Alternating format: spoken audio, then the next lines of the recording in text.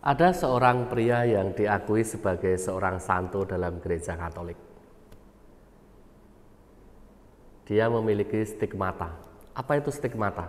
Stigmata itu tanda-tanda luka Yesus. Dan santo ini menarik karena apa? Dia sering dianggap sebagai pribadi pelindung alam semesta. Nah ini kok bisa ya seorang santo disebut sebagai pelindung alam semesta? Ini bagaimana ceritanya? Siapakah santo ini?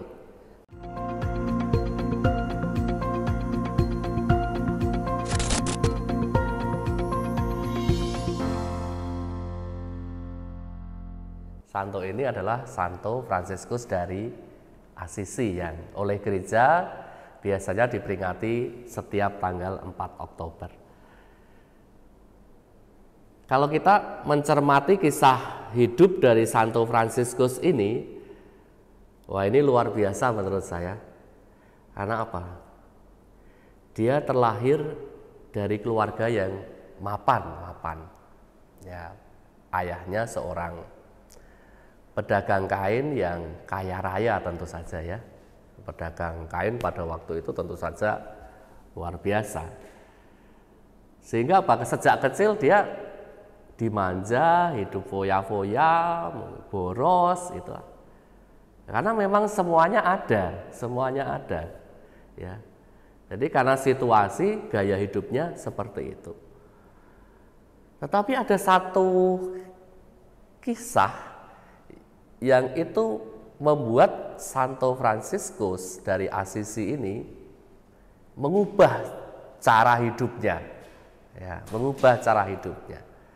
Dan kisah itu dimulai ketika Santo Fransiskus berusia 20 tahun, masih muda.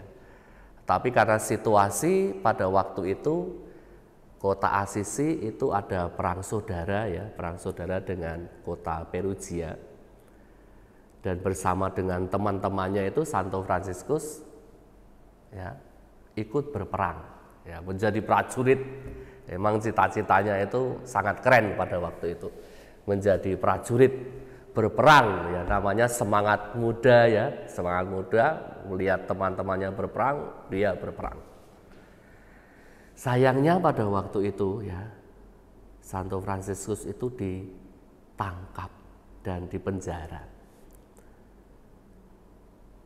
Tetapi karena dia sakit, maka dia dibebaskan. Dan setelah dibebaskan ini, dan dia dalam kondisi sakit, cara pandang dia tentang kehidupan itu agak berbeda. Ya.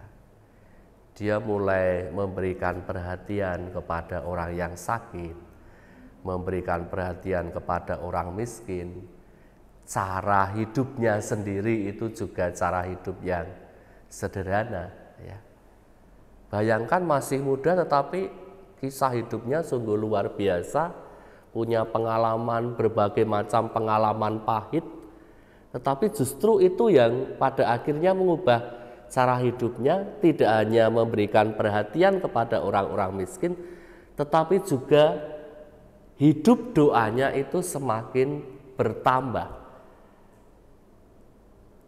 Dia menjadi lebih sering ke gereja, berdoa kepada Tuhan. Dan ada satu kisah di mana ketika dia berdoa, Santo Fransiskus itu seperti mendengar suara. Suara yang dia yakini dari Tuhan sendiri. Kurang lebih suara itu menegaskan atau meminta Santo Fransiskus untuk memperbaiki gereja.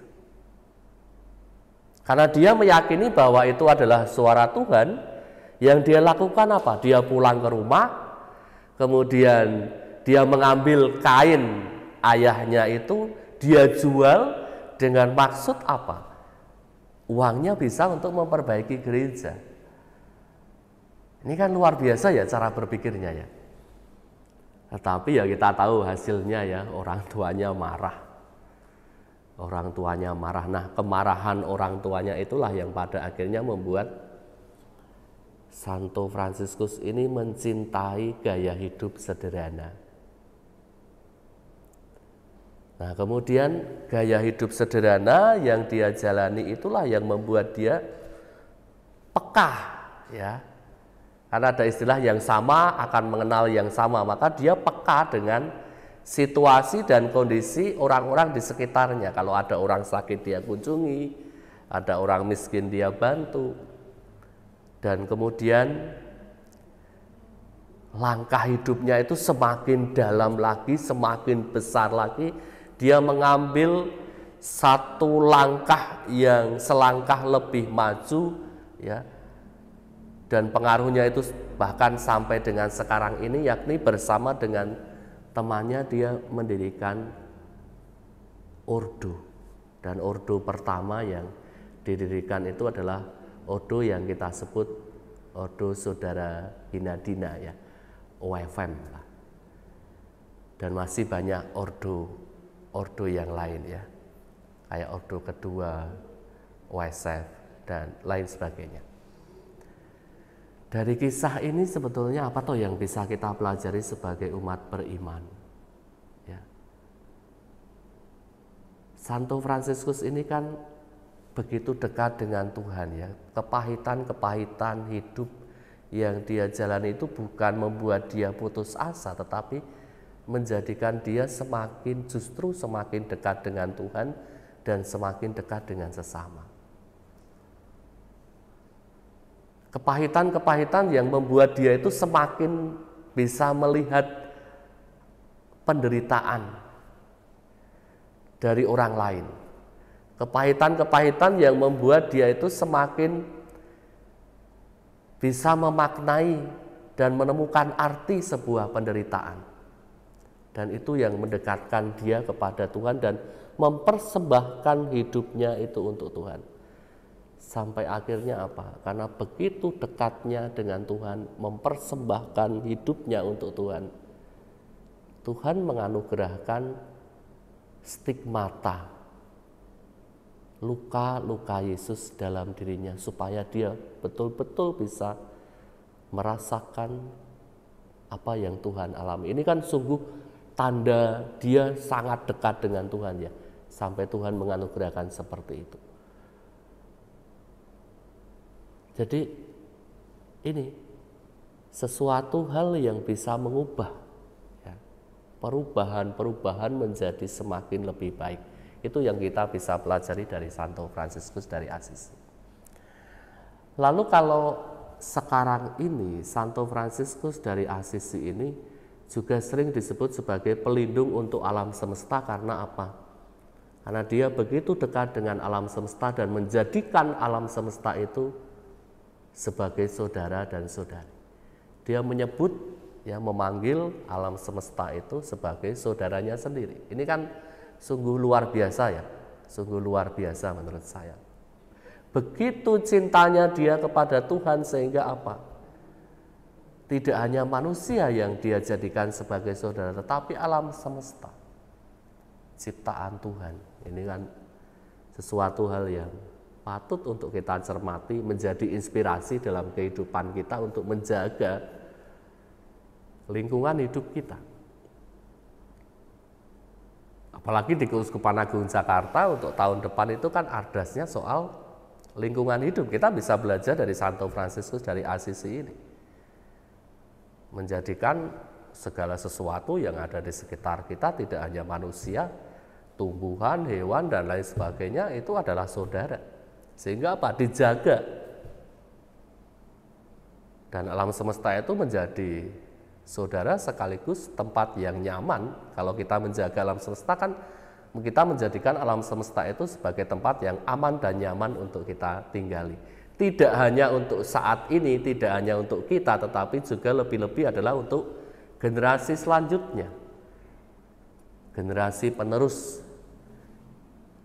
Ini kan bisa untuk menjadi semangat di dalam kehidupan kita. Maka marilah kita mencontoh semangat hidup dari Santo Fransiskus dari Assisi ini yang oleh gereja diakui sebagai orang kudus. Tentu kekudusan itu berasal dari Tuhan, dan ketika Santo Fransiskus itu diakui sebagai orang kudus, berarti gereja percaya dia itu dekat dengan Tuhan, cara hidupnya juga cara hidup yang kudus, ya walaupun dulu dalam kehidupan masa lalunya mungkin dia foya-foya dan lain sebagainya, tapi toh ada pertobatan yang sempurna, pertobatan yang luar biasa, pertobatan yang signifikan. Ini yang bisa kita contoh dari Santo Fransiskus. Semoga ini bisa menjadi inspirasi bagi kita semua. Tuhan memberkati kita.